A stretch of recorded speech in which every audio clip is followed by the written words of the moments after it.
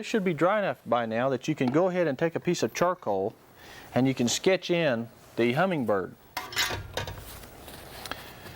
Now, this is going to be a little bit bigger than life size, but it will work better for you seeing it on the video because you can see the details better. But hummingbirds are extremely small, much smaller than your hand. And but anyway, there's a long beak, of course, then the head that comes up, the eye. Let's just get a very rough, quick, loose sketch, but very accurate sketch. Okay. Now, we'll put the wing. The wing starts here. Okay, and then it starts here. Okay, and the tail comes down like this.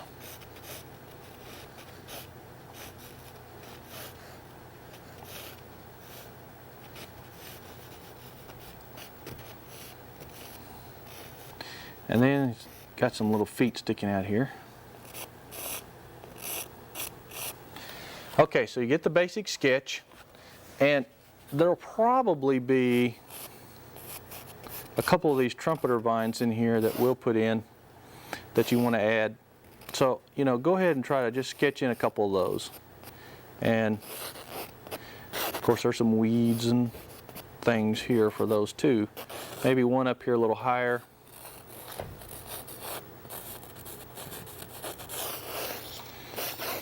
But this is what makes and adds a lot of interest to this painting, is putting all the little fun things in around it, okay? Now the next step is to block in the hummingbird in its entirety in a solid color. And I'm going to basically just use sort of a dark gray. But now I'm going to switch to my sable brush. Now for those of you that have not painted with me before or been watching, you may not be familiar or know what to do with, you know, which brushes to use. Well, you need a number 6 sable brush, flat across the edge. You can buy the man-made sables, which by the way this one is. I've got some regular sables. They're just quite a bit more expensive.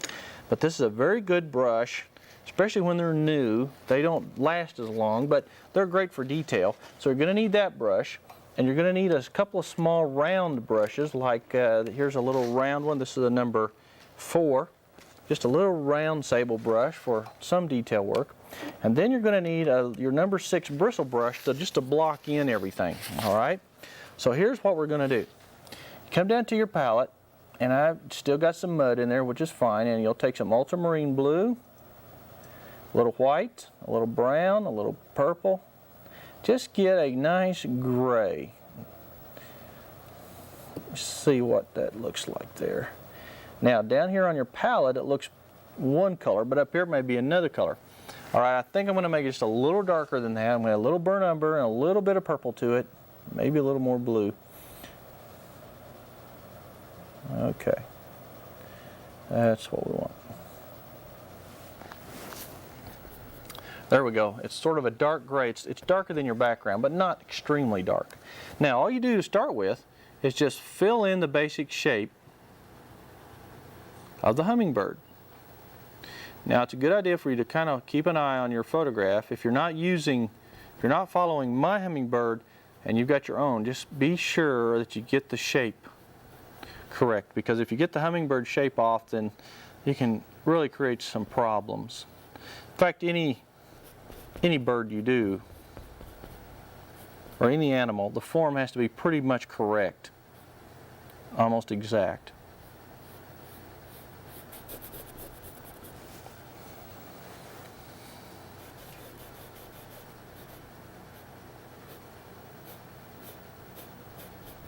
Now I want you to notice what I'm doing here. I'm turning my brush sideways to get that feathered edge on the back side. It's easy to do that. Now, come right on into the front one, block it in. But again, as you come from the outer edge here,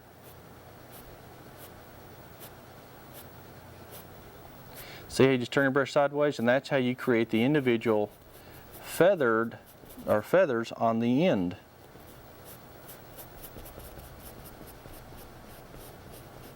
Now because the tail underneath is darker, we can go ahead and add just a little bit of blue and brown to that and just go ahead and get that darker because that's the shadowed part.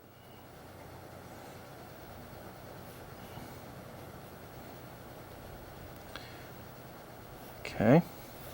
Actually, the tail is black, I think. So you get that part done, and then you just take your gray and go back and get the top part of the tail done there. Okay.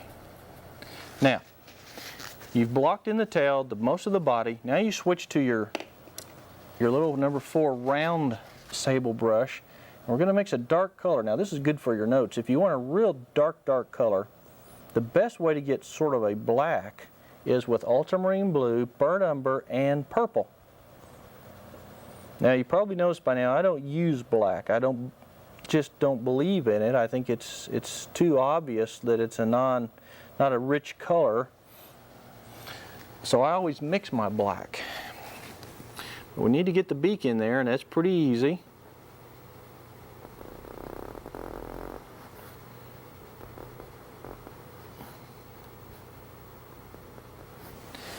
Okay, now I've made it fairly long, perhaps longer than it really is, but when I'm going to build my flower up around it, then the beak will fit.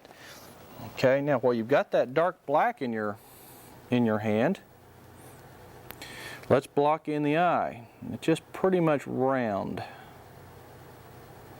like that. Okay, and then while you still have it, let's go ahead and block in a little more darkness with the tail.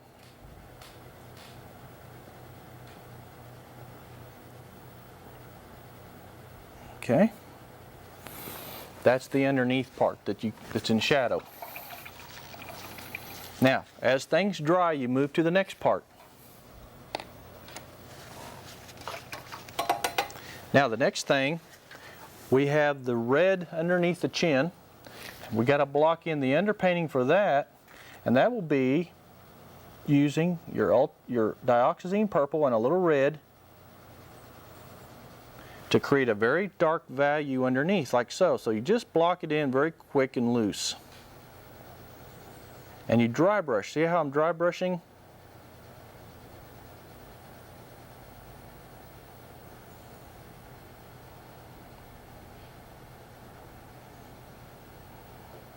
Like so. So you go from the dark, then you dry brush back and let it kind of fade into the rest of the painting. Now, there's some green on the top of the head, there's some white underneath the breast and the stomach, and some other green areas of feathers. So wherever we have some green, now we're going to go over here and take our ultramarine blue with a little touch of green, and we're going to get a real dark sort of a, well, it's kind of an aqua color.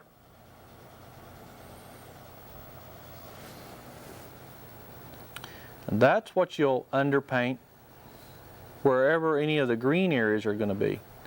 Now, maybe you've noticed what we're doing here by now, but anywhere we have an area that's one color, we always underpaint with a darker form of it.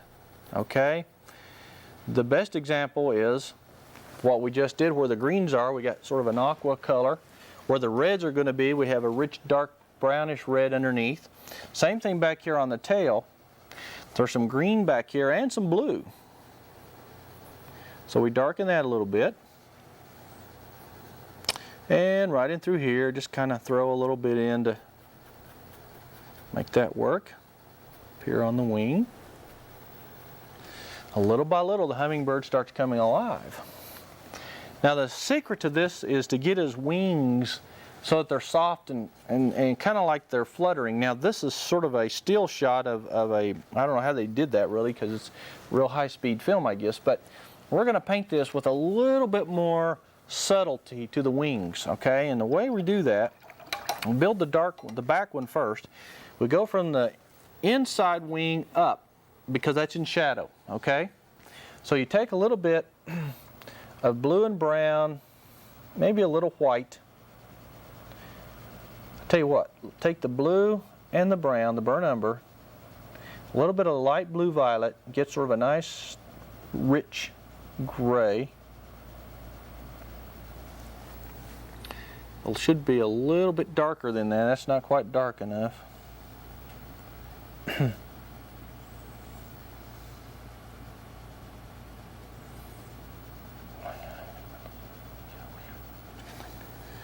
Okay, there we go. Now this will be a little darker back in here, but just dry brush your way up so that it fades into the light.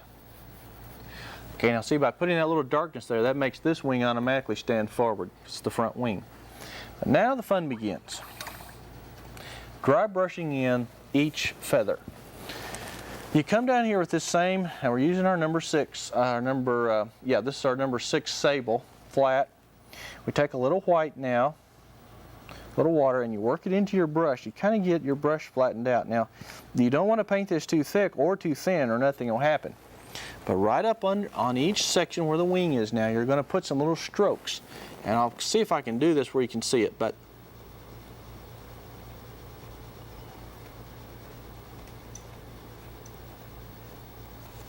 okay, this gives it a little bit of a feathery look. And then you just go to the next area.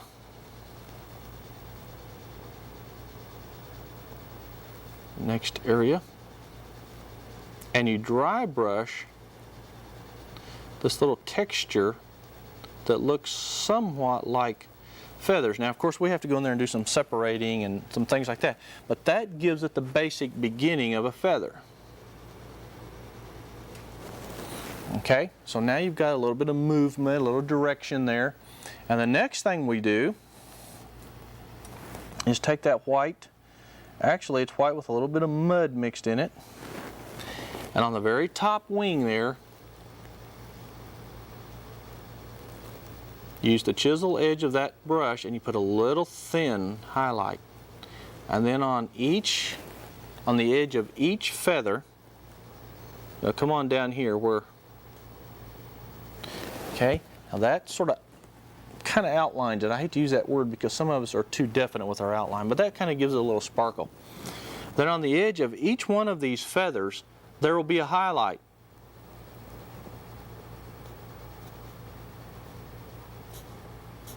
And you do that by dragging your brush back in. And this is how you actually establish the actual length of each feather. For instance, the feathers on the top are always a little longer. The second feather is the longest one, and then they get shorter, shorter, shorter, shorter, shorter, shorter, and then you've got it. Okay, just build it back in like so. Now, everything is contingent on the stroke that's underneath it. So be sure that you get lots of feathering, and when you come back in to put these little highlights in there, okay, right on top of each one of these, notice what I'm doing here, just like we did up here.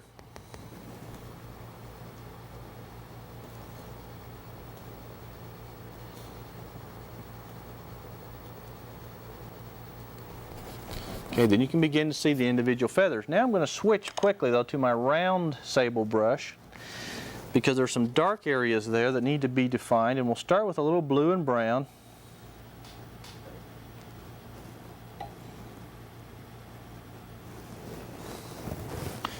And I'm going to start first of all like that, just with a quick stroke, and then I'm going to put another one. Another one, another one, another one. These are the secondary row of feathers. And it really basically gets pretty dark right down here against the body where there's not just a whole lot of detail.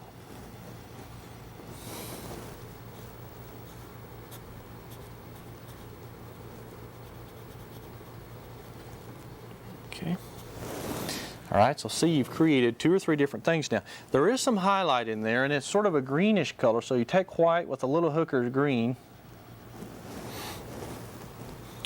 And what I'm going to suggest you do is just kind of smudge in a little bit of this green color right in this area right here, letting the dark come through. That creates that nice fluffy look.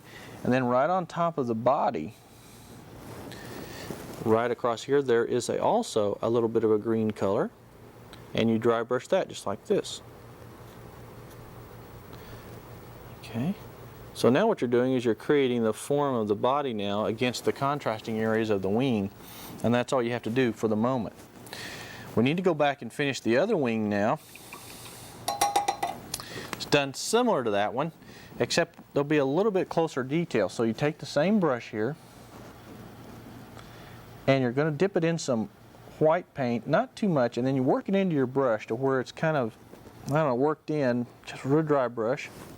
Starting on the very edges of these, you take a quick swish back. You start on the edge. See, now I got the brush kind of flattened out there a little bit.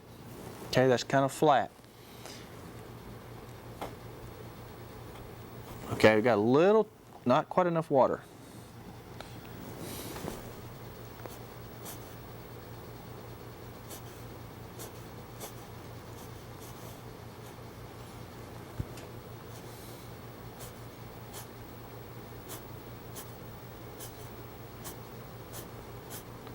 See how you dry brush this light color back?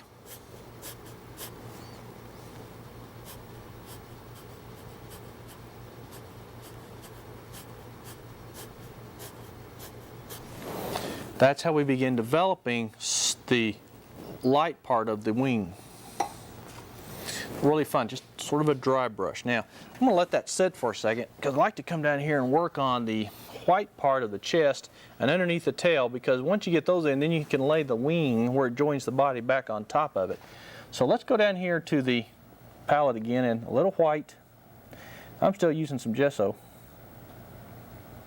Feather out this brush, feather out the end of it like so.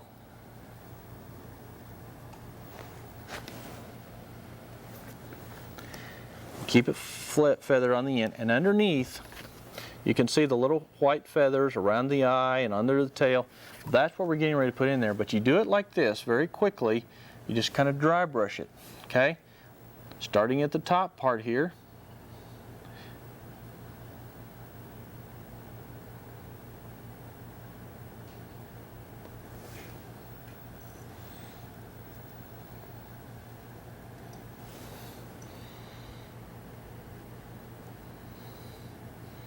Now this is really a lot of fun because you can create some very neat hair-like or feather-like effects. But you have to have just the right amount of paint and the right amount of water or it won't look right. Once you start running out of water, it gets real scratchy looking. You don't want that. So you always come back at a teeny touch of water, little teeny touch of paint. Make sure your brush is feathered out again.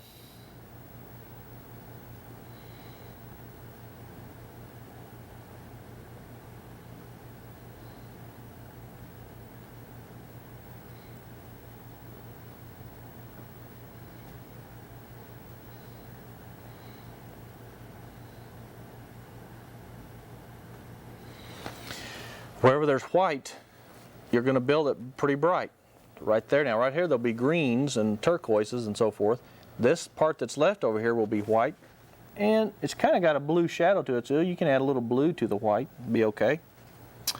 And you kind of have to add lib. Every bird, even though they may be the same species and have the same colorations, they will vary slightly depending on their age, depending on what time of the day it is, how the light's hitting them. There's so many things that change the way a bird looks. So don't be afraid to make some minor changes to fit your particular painting. It just really just doesn't matter. Let's see, we got that nice fluffy feather-like effect now. Now on the tail back here, it's got sort of a turquoise color, and you mix that with ultramarine blue, teeny touch of green, and some white. Ultramarine blue, a little green, and some white.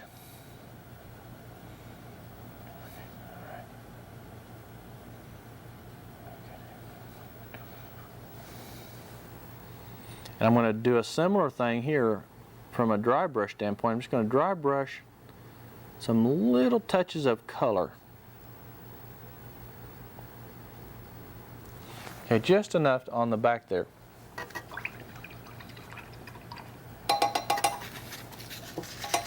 Now, after you've done that, we're going to go on up here to the head and the rest of the body to try to get some of the greens and the blues. You're going to stick with your blue, a little light blue violet, touch of white maybe, and just kind of dry brush some little smudges across the top of his head.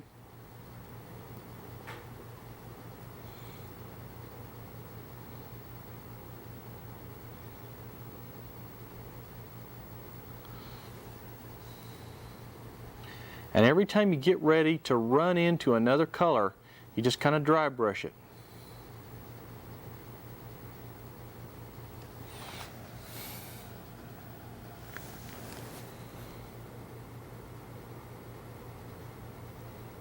Now basically,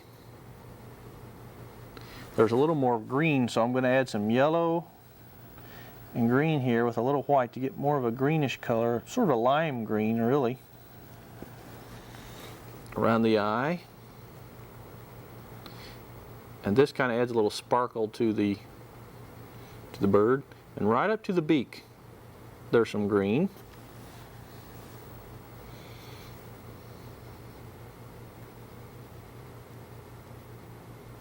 Now if you have to, don't hesitate to turn your canvas sideways or upside down if that's what you feel like you have to do to get this, because until you really get the hang of working the details with a brush like this, sometimes it's easier to go in and turn it sideways or something. So I'm just dry brushing.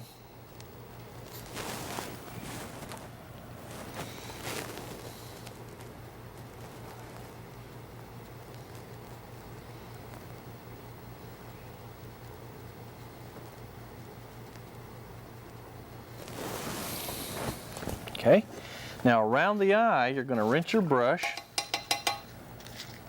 Let's get back to our white here, even though it may not be pure white. And by the way, it's best not to use pure white until you're ready to put a final highlight on. But you just kind of get a little trim around the eye like this, and there's really a white smudge behind it.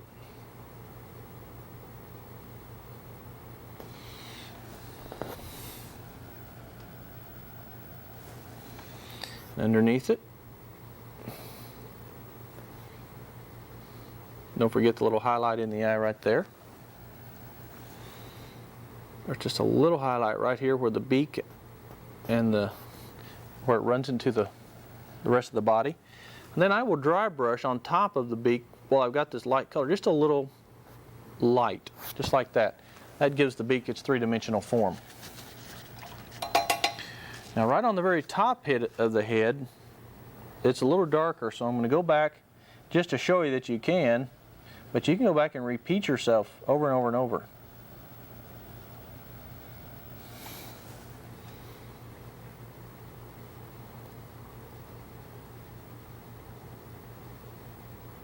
I just want to darken that right there in the front, just a little bit, okay? Now, as soon as you've completed that step, we're going to go back to this wing now, and we're going to try to get all the details in there. Now, underneath both of these, underneath each little section of wing, you're going to have a darker shadow. That's the next step. You take the blue and a little burnt umber, a little water,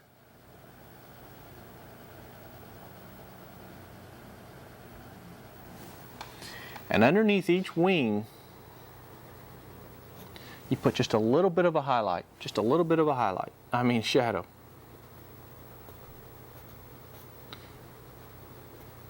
Okay, that kind of adds some three dimension to the feathers. The same thing here.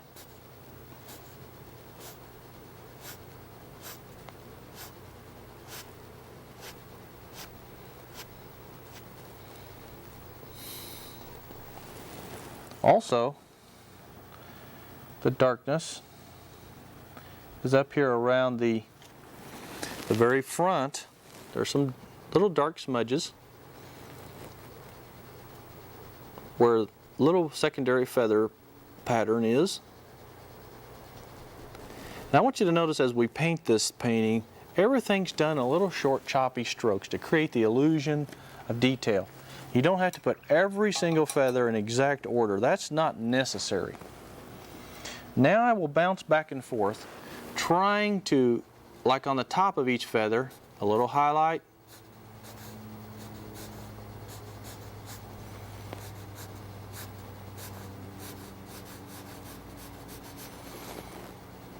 Throwing in some lines that create a little bit of a pattern. Right there, just little highlights here and there to create some pattern to this. And you can begin to see the wings starting to develop. They don't need detail, they just need a little bit of softness. Then you come in with some whiter whites. Use a little gesso. And right down here underneath, these wings have a little bit of this part of the feather has a little bit more white, and you can see that really makes the body stand out. Now you can, and I think I'm going to turn this sideways.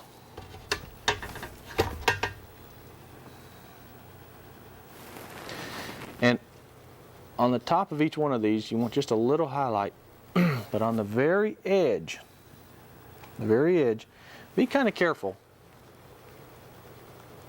But you want a real bright touch on the edge here, that, on the edge of each feather.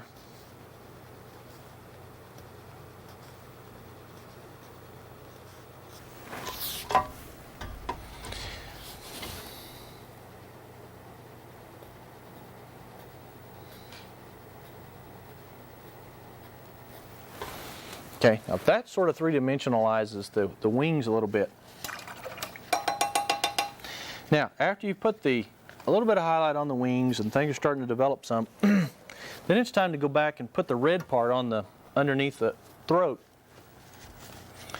And you're going to do that with the same brush, and you're going to take a little bit of red. This is Cad Red Light, by the way, and a teeny touch of white, little touch.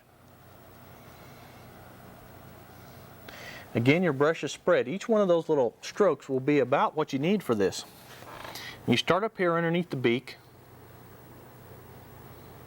and you begin developing this little pattern, which is exactly, see, by forming your brush properly, you can create almost identical patterns to whatever it is you're painting at the time, whether it be feathers or hair or fur or whatever. These look kind of like fish scales. And that's exactly what the shape of the brush is doing. And then you just kind of fade it off in there, and there you have the pattern with some of the dark coming through. It looks just exactly like the photograph. Now we've still got some areas that we've got to start improving on. Once you get the bird pretty much blocked in and starting to intermediate some details, then you can start coming back and putting some stronger things in. Like, well, for instance, the tail, right on the edge, has a little bright highlight right there to kind of differentiate it between the rest of the body. On the very edge of it, you may see some highlights. That kind of snaps it out.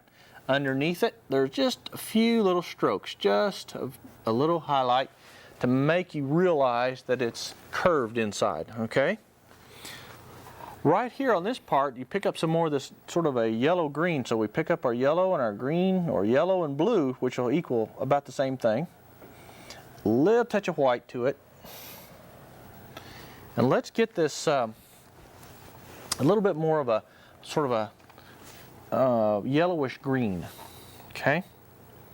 And remember, it's got to be feathery. You want to see the strokes of the feathers. It's a little brighter on his back right there. By the way, if the light comes through there, it can hit right there. But right underneath here, you'll see little bits of the yellow-green. Put a little dab. There's a little bit right here. Right here. Now underneath the bird, right under the breast area, there is a bit more darkness because it's in shadow. So that's the next thing we're going to do now that we've laid the feathers in, is put a little bit of a blue-gray. So take your blue and a little purple and a little bit of light blue-violet, this real light pale blue over here. And we're going to build sort of a grayish color and come right underneath like so. Now that's the color you use for shading anything that's got white involved with it. Especially right here where the body fits in underneath the tail.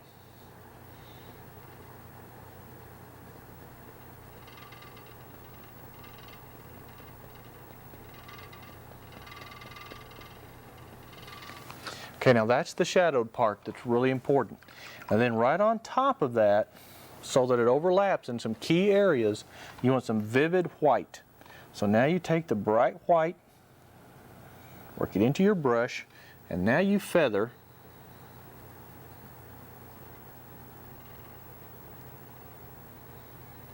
some real bright whites, just a little bit over that, but don't cover up all that blue now because it's still in shadow there.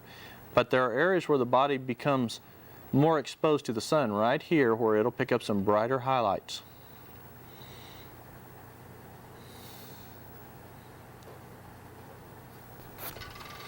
And you can see that helps add the three-dimensional form to the body. Even on top of the head, you can take that white and add just a little yellow to it or something, just to kind of give it a little glow right there.